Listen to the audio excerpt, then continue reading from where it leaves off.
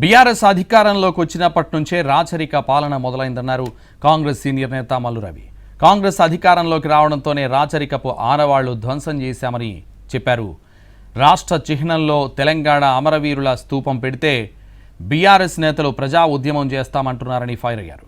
రాష్ట్రం కోసం ప్రాణత్యాగం చేసిన అమరవీరుల స్తూపాన్ని లోగోలో పెడితే తప్పేంటని ఆయన ప్రశ్నించారు. అంటే మించిందేహో తెలంగాణ అనేటటువంటి ఈ పాటని రాసినటువంటి పాటని యథాతథంగా దానికి సంగీతాన్ని ఆస్కర్ అవార్డు గ్రహీత కీరవాణి గారితో మరి దానికి సంగీతం సమకూర్చి అది ప్రజలకి అంకితం చేస్తున్నారు.